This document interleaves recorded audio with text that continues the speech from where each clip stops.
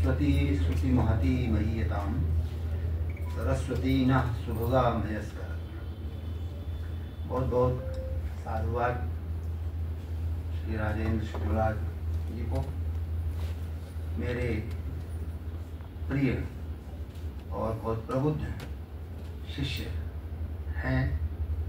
यह सामने ही है, प्रत्यक्षम किम प्रमाणम। प्रतिवर्ष मुझे जब भी कार्यक्रम होता है वो अवश्य अवसर देते हैं इसमें आने का। मैं उन्हें बहुत बहुत शुभकामनाएं देता हूं और अपना शुभाशीष देता हूं। आज का ये साहित्य सारस्वत समारोह अपनी उत्कृष्टता पर पहुंचा है, बहुत उत्कृष्ट है। इसको आप सब लोग देख रहे हैं क्योंकि मंच पर हमारी आदरणीय दीदी पद्मश्री विद्या बिंदु सिंह जी जहाँ रहती हैं, वो सभा अपने आप में अलंकृत और गौरवान्वित हो जाती है क्योंकि उनकी दृष्टि, उनके स्वर, उनकी विचारधारा सर्वजन हिताय रहती है और सबका वो मंगल चाहती हृदय से। वो पूरा उनका साधु मन है, वो परम साध्वी है, जो जैसा कि मैंने आज तक देखा है। तो उनको मैं नमन करता हूँ और शुभकामनाएं देता हूँ। हमारे इस मंच पर विराजमान वरिष्ठतम छंदकार, जिन्हें हम छंद महारणों कहते हैं, अशोक कुमार पांडे अशोक जी अध्यक्ष हैं इस सभा के, इस समिति के। ये भी एक बड़े गौरव की बात है। बहुत पहले हमारे गुरु जी डॉक्टर जगदीश गुप्त जी ने छंद के संदर्भ में उनको पहचान दी थी और आज वो सिद्ध छंदकार हैं, बहुतों के लिए प्रेरक भी हैं। हमारे भाई संजीव जायसवाल संजय जी, उनके विषय में हम क्या कहें, कितना समर्पित हैं साहित्य के प्रति। अपनी केंद्रीय सरकार की सेवा से बिहार से लेकर के साहित्य सृजन के लिए उन्होंने इतना बड़ा त्याग किया है और बड़ा बहुत कम ऐसा लोग कर पाते हैं। लोग सोचते हैं कि सेवाएं कुछ बढ़ जाएं, लेकिन उन्होंने साहित्य सेवा के लिए ऐसा समर्पण उनमें है, इसलिए वो ऐसा कर सके। उसको हम लोग आज देख ही रहे हैं। हमारे आदरणीय चंचल जी, जिन्होंने देशभक्ति के गीत अभी प्रस्तुत किए, राम से जुड़े हुए हैं, उनका जीवन पूरा भारतीय संस्कृति के लिए समर्पित है। उनका भी मैं अभिनंदन करता हूँ। हमारी बहन संध्या सिंह जी ने, जिनको आज ये सिद्ध कर दिया, जो कि बहुत पहले की एक मान्यता थी, साहित्य समाज का दर्पण है। तो हमारे कई साहित्यकारों जो आज सम्मानित हुए हैं, उन्होंने ये सिद्ध कर दिया आज समाज की क्या स्थिति है, साहित्य में वो किस तरह से चित्रित हो रहा है, उसको बिल्कुल खुले रूप में अनावृत कर रहे हैं हमारे साहित्यकार, साहस के रूप में, साहस से और बड़े ढंग से प्रत्यक्ष कर रहे हैं उन विसंगतियों को, विडंबनाओं को। ये उनकी सूक्ष्म दृष्टि बहुत ही श्लाघनीय है। और हमारे आदरणीय मधुकर अष्ठाना जी, जिन्होंने साहित्य और साहित्यकारों की कई पीढ़ियां अब तक देखी हैं, इतनी पीढ़ियों को उन्होंने उत्साहित किया है, प्रेरित किया है। बड़े सुलझे हुए गीतकार हैं, साहित्यकार हैं। जिस सभा में रहते हैं एक अलग ढंग की छवि या कांति आ जाती है उनके आने से। वो बड़े समीक्षकों में से भी हैं, बड़ी सुदृष्टि रहती है उनकी हर कृति के प्रति। मैं उनका भी अभिवादन करता हूँ। और अभी आपने हमारे देखा ये शुक्ल जी ने जो अपनी रचनाएं प्रस्तुत की। कैसा चयन है कि दीदी ने कहा कि समाज को किस तरह से वो परखते हैं, उसके प्रति उनके मन में आक्रोश भी है, व्यंग्य भी है, उसको अभिव्यक्त करने की ललक भी है और उसको वो बहुत बेबाकी के साथ प्रस्तुत करते हैं। उनमें बड़ी क्षमताएं हैं, बड़ी संभावनाएं हैं। ऐसे ही हमारे भाई प्रमोद जी, जिनमें अभी इनका स्वर भी बहुत अच्छा है और उनका वस्तु और शिल्प दोनों अद्भुत हैं, बहुत आगे जाएंगे। उनमें ये बहुत कम होता है कि दोनों में एक सुखद संयोग मिले और उनमें कहीं न कहीं व्यंग्य का कुछ भी है, बड़ी बारीकी से व्यंग्य कर जाते हैं।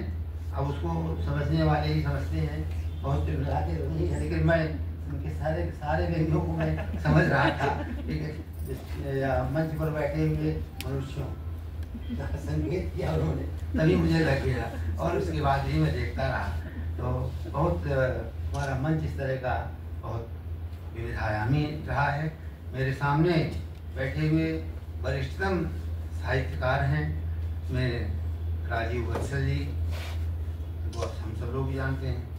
हमारी सम्माननीय बहन वरिष्ठ साहित्यकार प्रोफेसर भारती सिंह जी हैं। ये हमारे सौभाग्य की बात है हम लोगों के लिए, बहुत कम ही वो हम लोगों के बीच आ पाती हैं क्योंकि अब बाहर रहती हैं, और अगर रहें तो उनकी रचनाएं हम लोग पढ़ते हैं, सुनते हैं, बहुत ही उत्कृष्ट। हमारे प्रिय सम्माननीय मिस्टर राम बहादुर मिश्र जी, जो अवधि की पताका अंतर्राष्ट्रीय स्तर पर फहरा रहे हैं, उसके लिए उन्होंने पूरा जीवन दे दिया।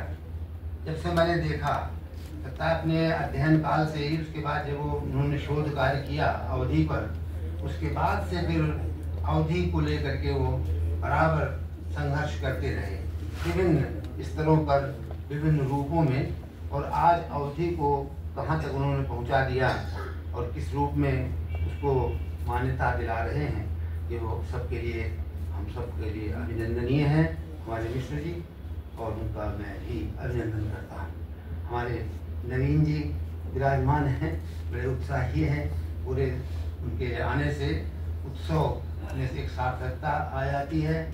हमारी आदरणीय बहन डॉक्टर अमिता दुबे जी, उनसे हम सब लोग परिचित ही हैं, सभी कार्यक्रमों में आती हैं और पूरे मनोयोग के साथ, हमारे संस्था के उपाध्यक्ष भी हैं, फिर भी वो पूरे, उनका एक सहयोग हर स्तर पर रहता है, वो बिल्कुल निर्मल मन रहता है उनका। हमारे प्रिय आलोक दुबे जी, वो भी साहित्यकार हैं, व्यंग्यकार हैं। हमारे इधर बैठे हुए तिवारी जी, हमारे आदरणीय वैश्वारी जी, हमारे ब्रिजेश जी, भावुक जी, समर्थ जी, त्रिवेदी जी और प्रेमलता त्रिपाठी जी, आदरणीय अमरनाथ त्रिपाठी जी, हमारे प्रिय शिष्य जिन्होंने साहित्य और अध्यात्म को ऊंचाई देने का संकल्प लिया है, उनको। और मैं जहाँ तक देख पा रहा हूँ, अरविंद झा जी, अवधि हरि जी, इधर बैठे हुए हमारे बाराकोटी जी, जो व्यंग में जिनका नाम है, और MP गुप्त जी, काफ़ी सभी लोग, मेरे जितेंद्र भाई बैठे हैं, अभी शरण जी भी बैठे हैं, और सभी लोगों को मैं बहुत नाम लेकर के, दीदी के सामने बहुत नाम देना भी अच्छा लगता है। हमारी बहन रमा सिंह जी भी बैठी हैं यहाँ पर, सभी लोगों को मैं नमन करता हूँ, सभी का अभिनंदन करता हूँ। हमारे अनंत जी बिहारी जी सभा से समिति से जुड़े ही हुए हैं, और उनको भी गुप्ता बहन जी बैठी हैं अभी, जी उन्होंने सम्मान किया था। मैं सबको अभिनंदन करता हूँ सबका, और बहुत अच्छा होता है इतने वरिष्ठ जन जिस समारोह में हों, वो अपने आप धन्य हो जाता है, यादगार बन जाता है, बहुत स्मरणीय हो जाता है। राज जी की ऐसी व्यवस्था है, शुक्ल जी की, कि उसमें अपने आप ये सब होता ही रहता है। ये उनके पुण्य कर्मों का फल दिखाई पड़ता है। जबकि अपने आप सब हो जाता है। ये लोग आ जाते हैं कि बहुत समय से, क्योंकि वो तन मन धन से इस कार्य में जुड़ते हैं, उस कार्य को पूरी तरह से मन लगा करके देखते हैं, उसमें कहीं उन्हें संकोच नहीं रहता है। बोलने में तत्सम प्रधान शब्दावली उनकी रहती है, संस्कृत में शब्दावली रहती है, बिल्कुल विशुद्ध मन से, विशुद्ध भाषा और विशुद्ध भावों की अभिव्यक्ति सबको प्रभावित करती है। तो उनको फिर मैं साधुवाद देता हूँ। अभी आदरणीय दीदी ने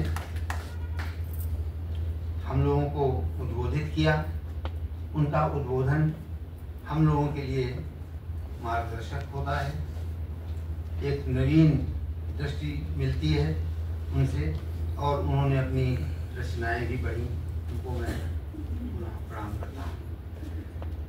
यह समारोह अपने आप में बहुत सफल है। जैसा कि अभी एक नमूने के रूप में यहाँ प्रस्तुतियाँ हुई, जो हमारे अलंकृत अभिनंदनीय साहित्यकार हैं, उन्होंने यहाँ अपनी प्रस्तुति दी।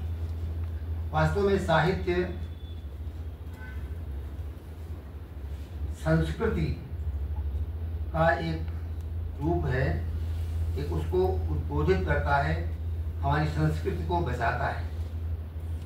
साहित्य ही संस्कृति को बचाने में सक्षम होता है। आप पहले से देख लीजिए, कभी देख लीजिए, जब संस्कृत पर घोर संकट आया मध्यकाल में, तब तुलसी सूर आदि ने अपने साहित्य के माध्यम से हमारी संस्कृति को बचाया।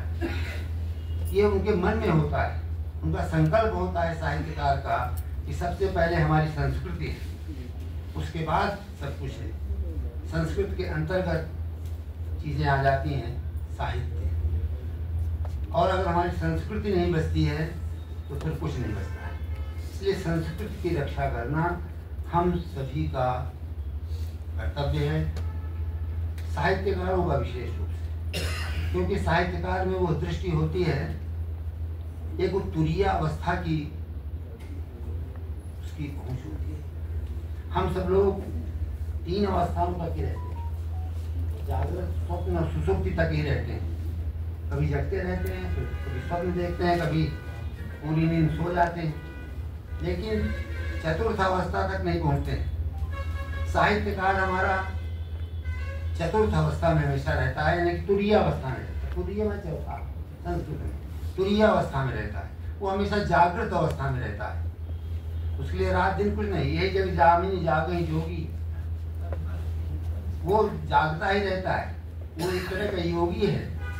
साहित्यकार वेशधारी योगी नहीं होता, लेकिन योगियों से कहीं बड़ा योगी होता है। उसमें एक योग की क्षमता होती है, योगी उसमें बैठा रहता है जो उसको सोने नहीं देता है। और कभी कभी कहते हैं ना, सुखिया सब संसार है, खावे है सोए, दास कबीर है, जागे और रोवे। कबीर तो भक्त थे, संत थे, उनको रोने की क्या जरूरत, उनको अपना कहीं भी आराम से आनंद से करते, उनको तो परमात्मा में भी उमड़ गए थे। लेकिन उनके अंदर जो योगी है वो उनको सोने नहीं देता। आप लोगों के अंदर जो एक योगी बैठा हुआ है वो सोने नहीं देगा आपको, क्योंकि आप पूरे संसार को देखेंगे, संसार की दशा को देख करके आप बिलख पड़ेंगे और उस दुख की अभिव्यक्ति करेंगे आप, क्योंकि आप में प्रतिभा है। वो प्रतिभा सबको मिलती नहीं। जो कवि प्रतिभा है वो जन्मजात होती है, प्रकृति दत्त होती है, ईश्वर दत्त होती है, चाहने पर भी नहीं मिलती है। उसको बढ़ाया जा सकता है अभ्यास से, आदि से, लेकिन तो कवि लोग इसीलिए वरेण्य हैं और समाज के उच्चतम प्राणियों में उनकी गणना है। उनसे अपेक्षा रहती है समाज को, तो हमें दिशा दर्शन करेंगे जब रहेंगे तब, और उसके बाद अपने साहित्य के माध्यम से। आज हम नाम लेकर, अभी तुलसी जयंती आने वाली है, तो गोस्वामी तुलसीदास जी ने कितना संघर्ष करके, कवियों के साथ संघर्ष होता ही है, कभी बिना संघर्ष किए रह नहीं सकता है। भारत का कवि कभी भी विश्राम नहीं मानता, मन कबहू विश्राम न मानो, कभी विश्राम नहीं करेगा वो हमेशा, क्योंकि उसके सामने संसार की, मानवता की इतनी समस्याएं हैं, सब पर उसको देखना है, सब पर अपनी संवेदना व्यक्त करनी है, सबके साथ उसको होना है, वो सबका है, केवल अपना नहीं है, अपने परिवार का नहीं है। जब वो कविता लिखता है, रचना करता है तो सबका हो जाता है, और अपने को बिल्कुल बीज की तरह फोड़ देता है, फोड़ करके अपना बलिदान करके इतनी शाखाएं, इतने वृक्ष निकाल देता है, इतने बीज बलिदान देता है, इतना कि उसको कोई मतलब, ये ऐसे कवि हैं जो समर्पित हो जाते जीवन भर, और संघर्ष में उनका पूरा पूरा जीवन बीत जाता है। हम अगर तुलसी का संदर्भ लें तो, सूर का संदर्भ लें तो, कबीर का संदर्भ लें, कितना इन्होंने संघर्ष किया जीवन के लिए, समाज को सही मार्ग दिखाने के लिए, सही मार्गदर्शन करने के लिए इन कवियों ने कितना संघर्ष किया, कितना इन्होंने, कितनी प्रताड़नाएं झेली। आज का कवि भी उसी स्थिति में है, कितना भी हम स्वतंत्र हो गए हों, कुछ भी हो गए हों, लेकिन जो समाज की संगतियाँ हैं, जो विडम्बनाएं हैं, जो रोज नई नई बनती रहती हैं, बनती जाती हैं, जिनकी अभी अभिव्यक्ति भी हमने सुनी है कि कैसा शासन है, कैसा प्रशासन है, कैसे हम स्वतंत्र हैं, तो उसको कैसे वो किस रूप में व्यक्त करते हैं, पहले अनुभूत करते हैं अपने हृदय में, उनकी संवेदनाएं कितनी प्रबल होती, कवि में संवेदना होती, फिर उसके बाद वो जीवन मूल्य की ओर जाता है। जीवन मूल्य उसको बहुत प्रिय है, वो चाहता है कि सभी जीवन, जितने जीवन मूल्य हमारे हैं, उन्हीं से तो हम मनुष्य हैं। यदि हम जीवन मूल्य नहीं रखते हैं तो हम मनुष्य नहीं हैं, फिर मनुष्य और पशु में अंतर ही क्या रहेगा।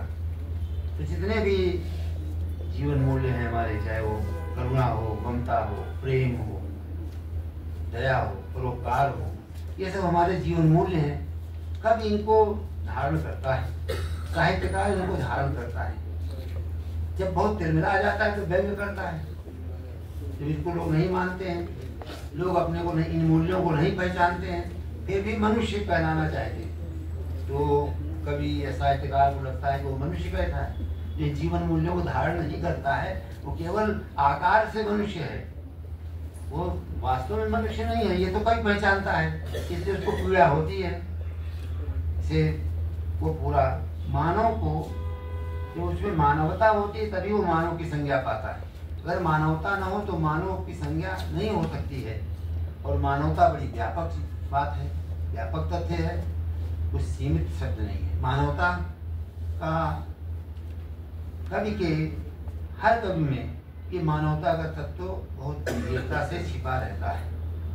देखिए, दो बातें हैं, उसको कह करके मैं अपना विराम दूंगा।